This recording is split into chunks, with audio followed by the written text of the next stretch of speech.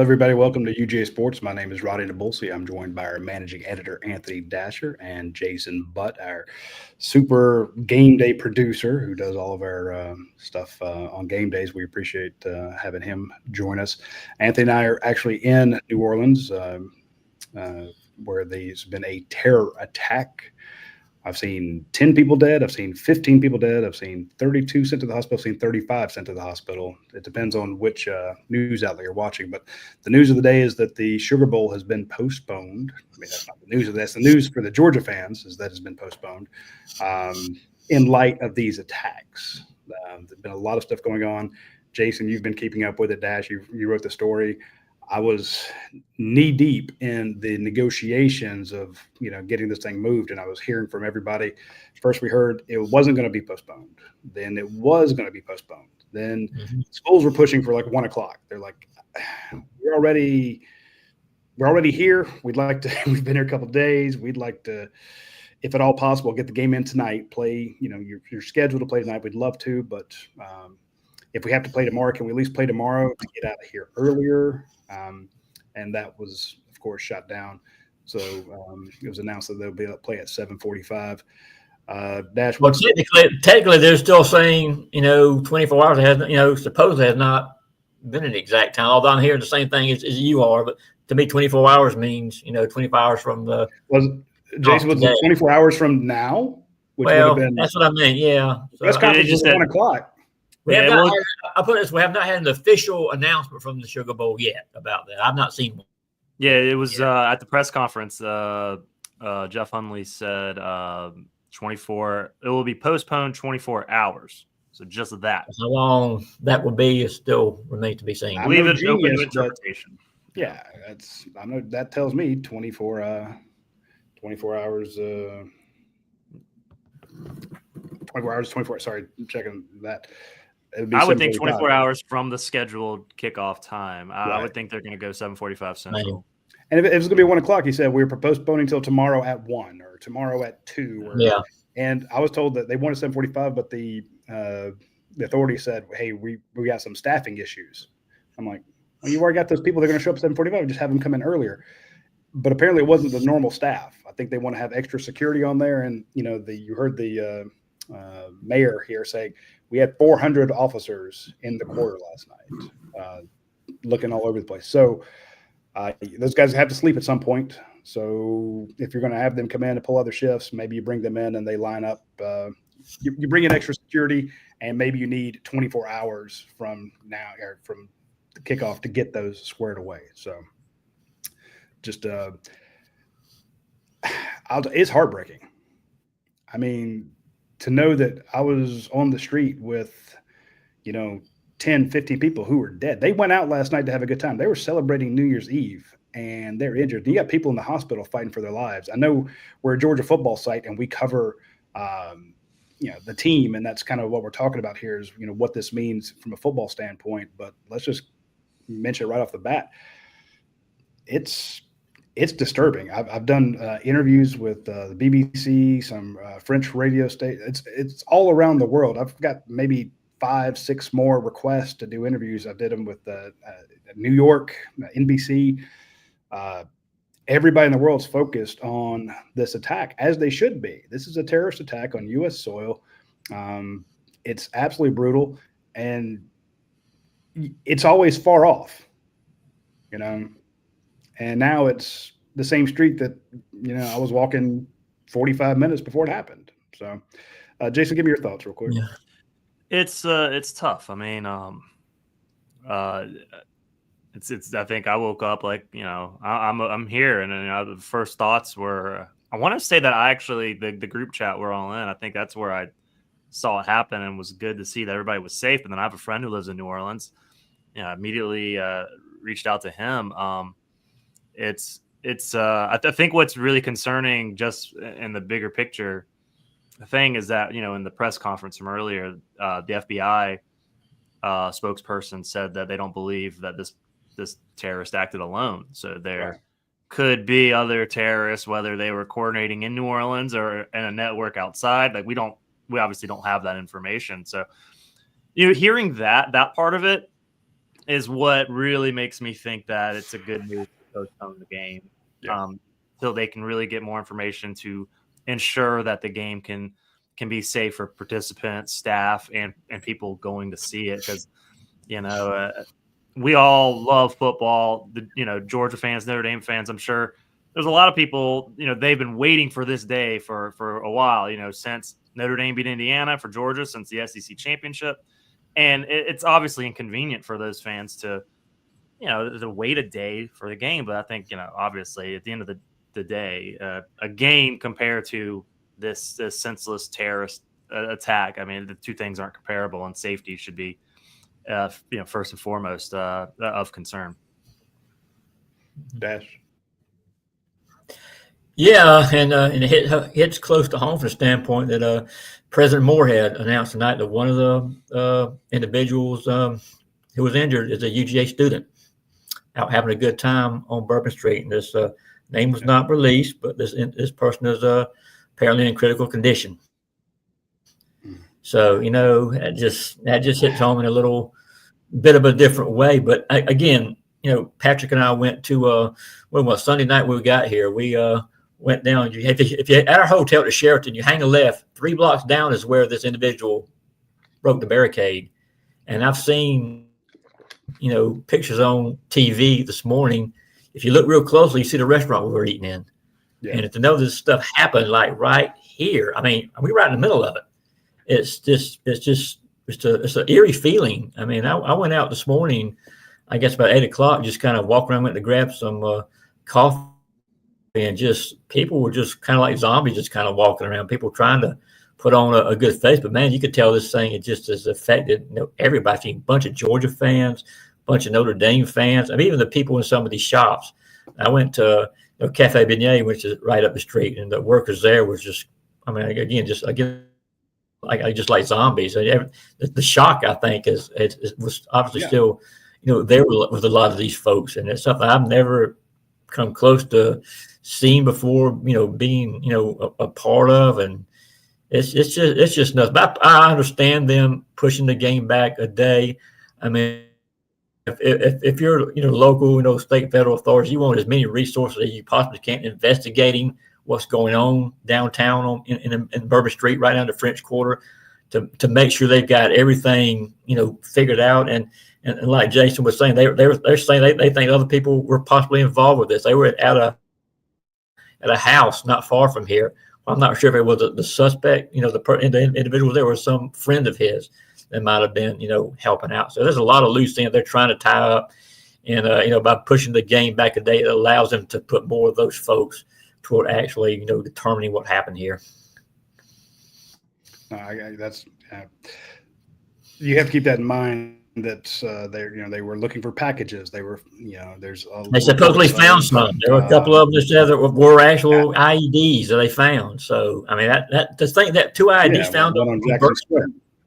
Jackson. I mean, are you serious? I mean, that's stuff you see on TV in some other country. Something happens in Iraq. I mean, that's not supposed to happen on New Orleans, Louisiana, Bourbon Street. I mean, that's what's just stunning to talk about and think about.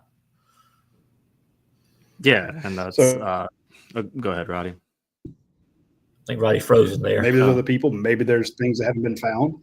I mean, you were basically. Nope. Froze again, Roddy. Hey, we're on the Wi-Fi here in the hotel. Yeah. Sorry. Is that any better? Yeah, we got you. Yeah. Gotcha. I was saying with you got multiple people that. And there it goes again. All right. Tell you what, you guys stay on. I'll cut out and I'll try to come back in. Hey, right. Just for real quick, I just got an email back from John about hotel rooms. He said go down and they will handle it. So we should be good to go.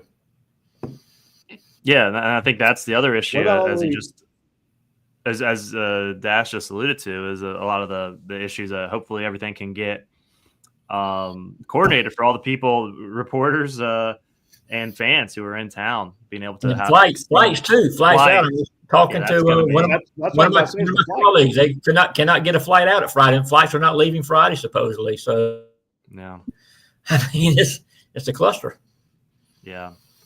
And those are but at the end of the day, the safety first, and those are the inconveniences that somehow people, everybody's gonna have to figure out and put up with. And the whole thing, it's just crazy to think that, like Roddy said earlier, that 10 to 15 people were celebrating what everybody wants to. A lot of people want to do. It's the new year. It's just a day for people to kind of let loose, and the next thing you know, just awful human wrecked everything. I mean, wrecked their lives, wrecked their families' lives. It's just evil fucking bastard, man. I mean, yeah, it's awful. And there's nothing that I think any of us can. I mean, I don't know. It's just like when you think about it, you just get a kind of a loss of words, and yeah.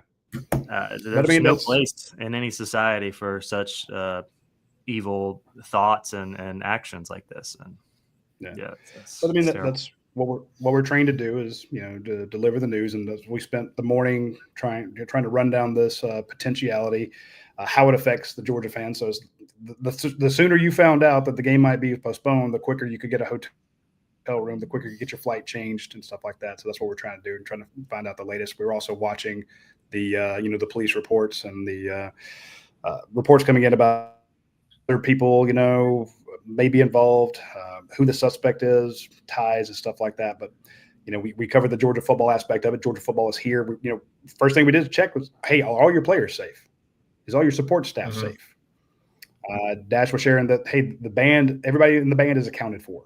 This is a huge contingent. And the first thing I did when I woke up, phone's going crazy, and I'm like, what? And I got in late. That was me. So it's like 7 o'clock in the morning. I'm like, what the hell? And you don't really understand what's happened. Why is everybody?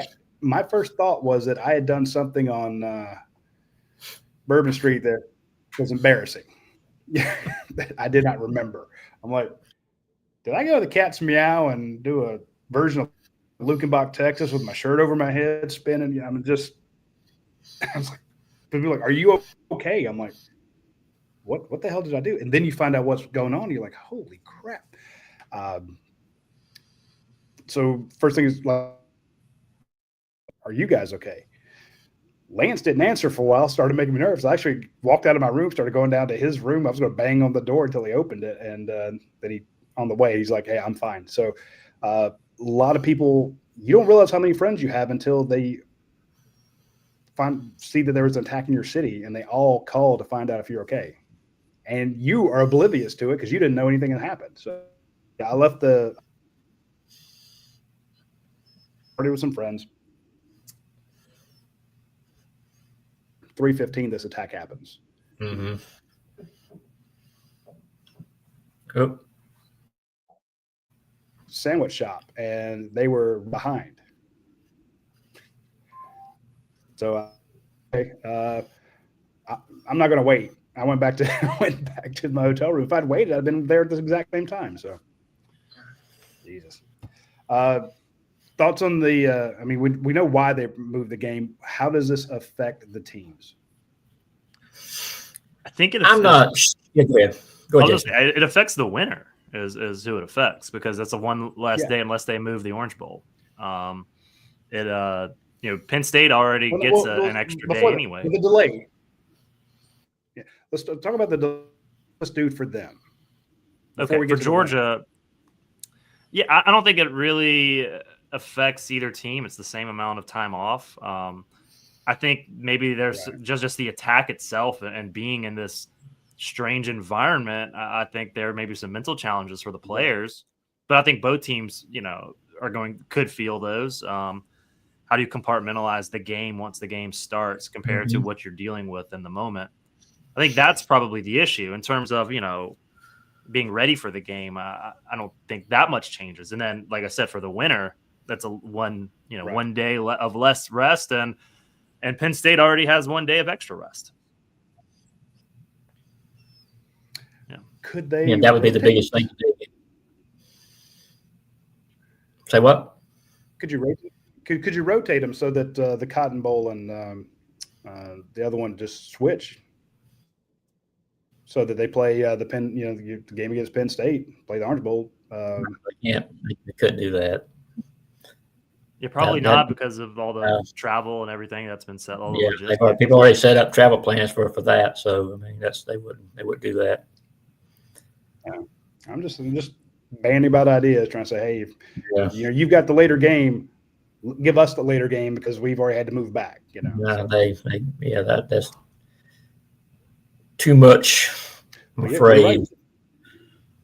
Right. Stuff going on for that to happen.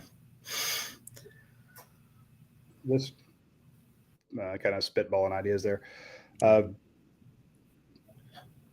just trying to think about how much now Penn State gets 2 extra days for Notre Dame or Georgia, whoever wins. I could see again. This is why I put out earlier in the day. I'm like, hey, I'm hearing this from a great source. I'm hearing the game is going to be postponed. It was after the WDSU. Excuse me 1 second. Y'all keep on going. So I'll drop dash out here real quick. So local news reported that it was going to be postponed. Then I heard the same thing from somebody inside UGA. And the next thing I got was, hey, we're going to do it at 1. I'm like, okay. To me, that made sense. I get that it's a horrible time for TV. I get it's a horrible time for, a million other reasons. Everybody's at work. So I want to watch the game. I got to go to work tomorrow. Tomorrow's January 2nd. I don't have the day off. But at the same time, the schools were like, yeah, if we can do it at 1, we don't want to be here another day. Yeah. But we understand why we have to be. Can we at least can we play a noon game? Can we play a 1 o'clock game? And that was officially, they said, yeah, we can do 1 o'clock. And then they said they had staffing issues. And so they 7:45, and then 30 minutes later it was announced it is going to be 7:45. I just think it would be a huge boon if they could knock it out by noon. And all these people who were trying to get an extra hotel room for an extra night because they knew they'd be out until midnight later, watching the game, they could check out their hotel rooms and go to the game and then have a flight out or drive home or something like that. Yeah, I think just from like you said, bad for TV, other reasons, but I think that all should be, set aside based on what's happening or what happened down in New Orleans. Yeah. And I'm with you though. I think like the earlier, the better it would be for the teams, but if you can't do it, you can't do it. And I think, like you said, if there were staffing concerns, and you don't have maybe the proper security, you don't have the people to ensure a safe environment for many reasons, not just because of what happened. Obviously whenever you have a crowd, whenever you have a mass gathering of people, there's going to be a risk for stuff to happen. And so you need to have all resources available, for crowd control and for things in the stadium to not get out of hand, or to ensure a safe environment for those attending. And so all valid reasons to then push it back, but ideally for the teams, the earlier the better. Like you said, it doesn't appear that that's going to be the case though. At the end of the day, if they can't ensure the safety of everybody inside that stadium. I got you. We broke. Kirby Smart's father fell and hurt his hip. Apparently had surgery today. I've heard 2 different things. I heard he went back to Athens and was seen there, but I also heard that he was admitted to a local hospital, and they wanted to have surgery this morning because either it happened yesterday or the day before. We were told yesterday, but now we're getting reports maybe it happened prior to that, the day before that. And he was scheduled to have surgery this morning, but he couldn't because they were treating all the people who were injured in the terrorist attack. But now from what we're told, he went into surgery maybe an hour or 2 ago. So Kirby Smart's got a lot on his mind. He's got like you said, the team psyche to worry about, the planning, Yeah, but you got to feed these guys again. You got to have hotel rooms for these guys an extra night, or I'm sure they were going to fly out after the game. Mm-hmm. So that changes. A logistical nightmare, but on top of that, your father's hurt. Stop what you're doing. This takes precedent. So now that the game's postponed, I'm sure as soon as Kirby can get away from everything, he'll be able to go see his dad. So silver lining,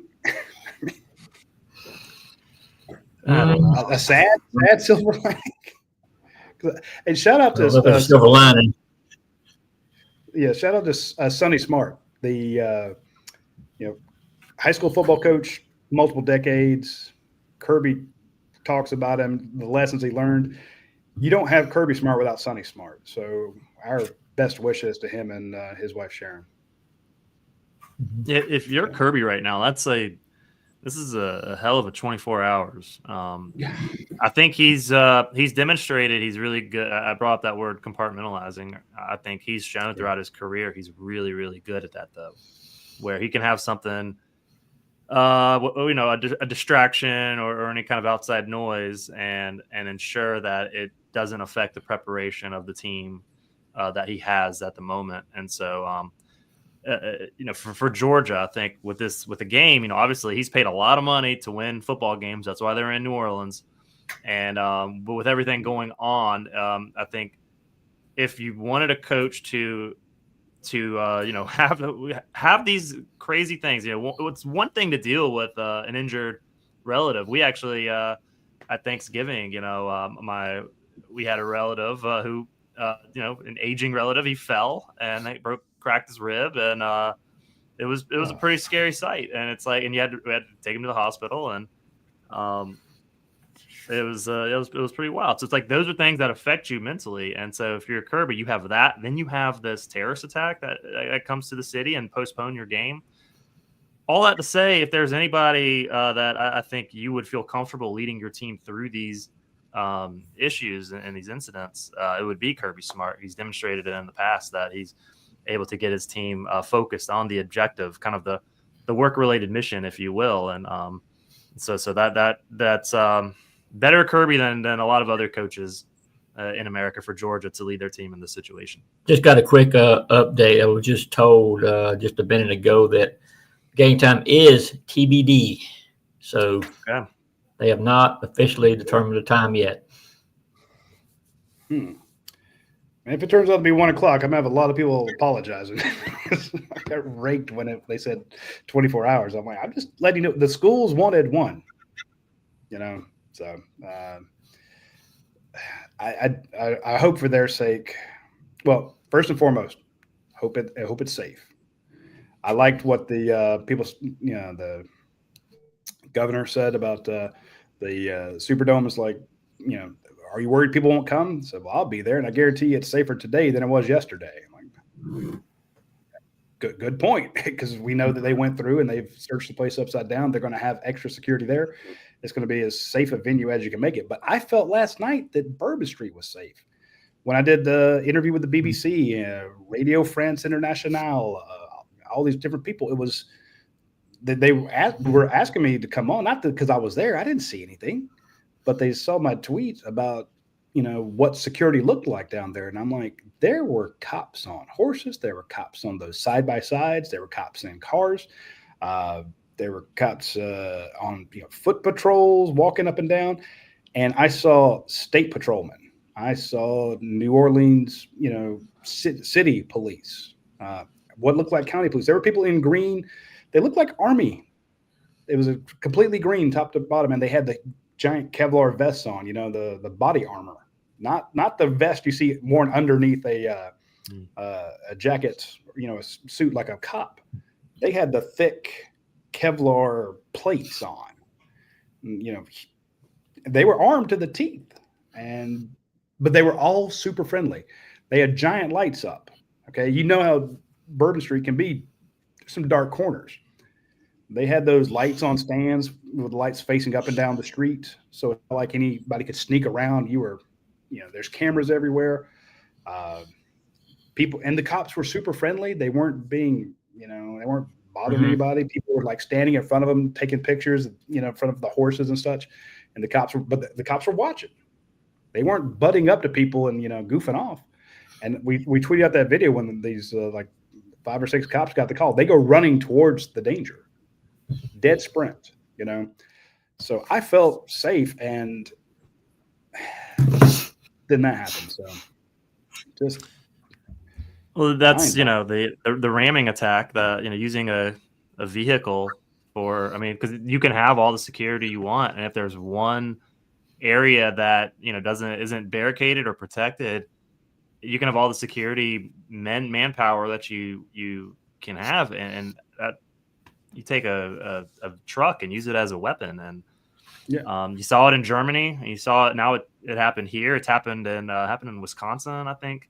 A few years ago, the Christmas parade a few years ago. Absolutely. Yeah. It's and so that's concerning. And so you just hope that, this isn't copycatted even more.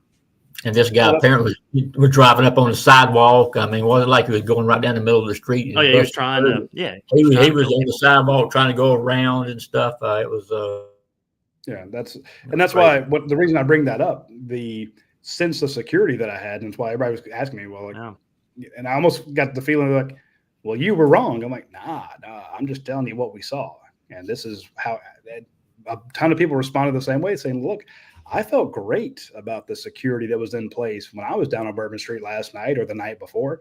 It felt they were present. They were at almost every intersection. Now the difference was they have the big gate that you can't drive past, and it was down.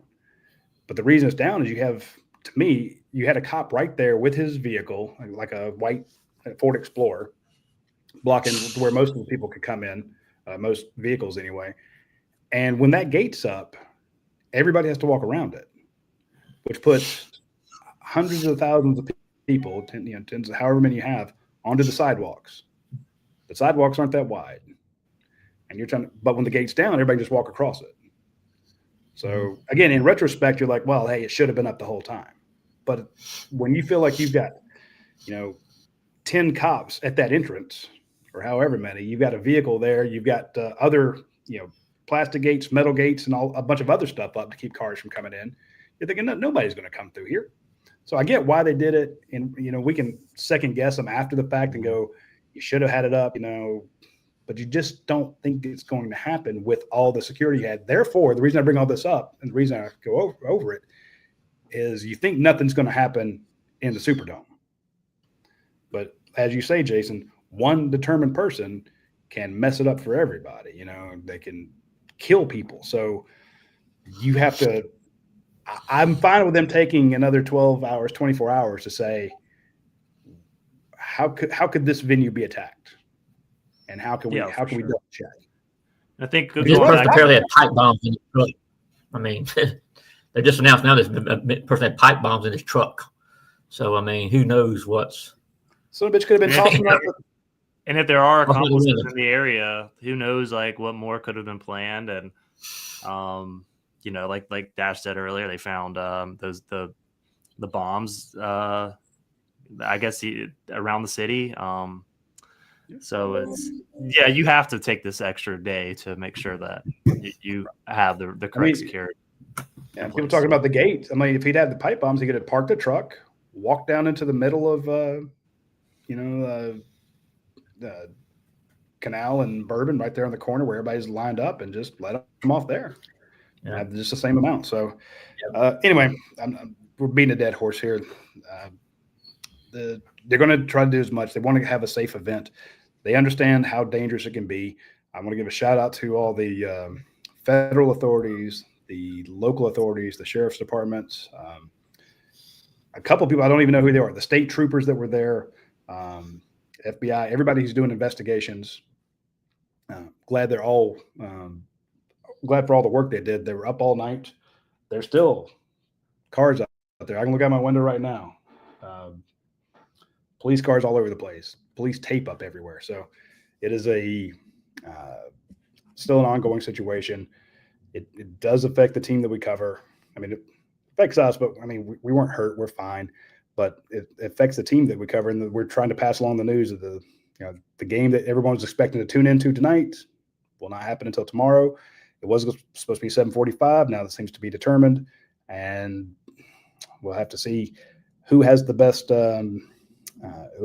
team tomorrow. But no matter who wins or loses, I don't say this game will have an asterisk by it, but it'll be it's not a normal game. So if Georgia wins, congratulations. If Notre Dame wins, congratulations. I'm just glad it's being played, and I thank all those officers for making it possible. Because Jason, I mean, they could just say, "Hey, we're going to postpone it indefinitely," or they could, I had a thought earlier if they couldn't, what if they needed to move the game for that matter? Yeah. I think the fact that they're committed to keeping it in the city amid all of this chaos shows that they are committed to giving the fans, everything they paid for. I mean, I'm sure, obviously, the Sugar Bowl wouldn't want to have to refund people the tickets and of course, all the travel that went into it. But if you wanted to ensure the safest possible environment, you play this game. You ask LSU if you can have a friends and family event down in an hour away. Now, yeah, hey, we saw it during COVID stuff. Like nobody wants that. I mean, no. So look, I commend New Orleans for wanting to make sure this game goes on, in one way, shape, or form in the city. And also, it's good to you take the time, you assess the situation, you make sure you do everything to prevent any additional violence. But it also shows that you're committed to not buckling down in front of a terrorist attack. Like, that's how terrorists win, when you start changing how you live and how you do day-to-day behaviors. And so, we don't want that either. I mean, it's you're right. I spent an hour trying to confirm that they were talking about, okay, the game's going to be postponed, and there was talk of no fans. Kind of like when you have some teams that just can't get along, they don't let the fans come in. It's only the players. They play against each other. Whether the COVID year for a lot of NFL teams, playing in front of no fans. COVID's like in the bubble. So I'm like, think about this. If they had a situation tonight, they played the game tonight, not less than 24 hours since you've had a mass casualty event on a group of citizens having a good time. If you had a game tonight and there was part 2 of this attack, or like you said, a copycat, or someone who's like, hey, that's a good idea, we know they're all going to be in the NFL and NBA, we know where you're at. You're at the game, so I'm going to break into your house and steal your stuff. I don't think it's just one person doing it. I think a lot of people are like, oh, that's a great idea. So you see one person does the attack. He's like, okay, hey, I'm not affiliated with that guy, but let me do it. So I'm with you. Do whatever you can to make sure that doesn't happen. And the fact that they're playing it, I know people are disappointed, but I'm like, thank God you are. And if you have to do it at 7:45, so be it.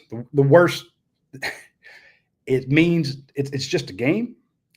Even though, it is our livelihood, is what we do. We've devoted our lives to covering sports, but we do know it as a game. There are people right now who are trying to pull their family members through, the ICU. So that is their least concern. And, our thoughts and prayers are with them. So I'm just glad that you're actually going to have it. And the fans, if you have people miss it because they look, I got to go back to work tomorrow, that sucks. And people are like, well, it's not fair to the teams that wins, because there'll be 2 days behind Penn State. Yeah, that sucks too. But the alternative could be a lot worse. Yeah. And it's all about perspective, right? Nobody I feel like I'm not getting a good one, but nobody could have predicted that, we would start 2025 with a terrorist attack, in the United States. A U.S.-born individual who was radicalized some way and then became a very evil, abhorrent human. And Yeah. Taking the lives got of innocent people just trying to have a good time. And like Dash brought up the UGA student who's in critical condition. And I just think of, when I was in college at Georgia, first time I ever went to New Orleans was the 07 Sugar Bowl. And when they played Hawaii. So it might have been the 2008 Sugar Bowl, but the 7th season. the Colt Brennan one, right? Yeah, the Colt Brennan one. And I just remember how much fun, especially at that age, New Orleans can be. And I mean, you're drinking in the streets, you're with your friends, you're just having a great time. And like the thought has crossed my mind. It's like you're doing. I know I was doing those things that college student, that UGA student was doing last night, and then all hell breaks loose. And now they're fighting for their life. And I don't know. I don't want to speculate, but you hear critical condition, so obviously it's serious. And and their families suddenly, wondering, what's happening. Like will their kid be okay? And then of course you have families who are mourning the loss of their loved ones. And so those, you put that in perspective. Yes, this is those mild, who, moving the game everybody will survive, right? That when it comes to the players and those watching the game, I mean, there are people who did not survive, and it's heartbreaking and gut wrenching, and so you just have to. It's just an awful situation to navigate, and so far, and I think everybody's put the best. Everybody's been approaching this with the best intentions in mind. Yeah, I agree with you 100%. All right. Well, I think that's all we have time for right now because I've actually got to run some stuff down here. I'm gonna see if I can figure out this. Get the time. Sure. So, again, I know they want to play it earlier, but their hands might be tied in this situation. So we'll see what it is. All right. Dash. Yeah. Any last thoughts? No, just like I said, it's a lot of stuff swirling still, and just a crazy situation to be in. But ultimately, I think the team itself will be okay. But it's just a tough situation to be in right now. Okay. Yeah, I'm just got a bunch of phones still going off. All right, folks, we appreciate everybody joining us. We will stay tuned to the front page of UGAsports.com. Most of all of our stories up there are free. It's only like the analysis and the recruiting stuff that's behind the paywall. So if you're looking for a good source of information, the latest updates on the team and stuff like that, check out the front page of UGAsports.com. The stories are free. Everything that we know, we'll put in the stories, and you can read them there. Y'all take care.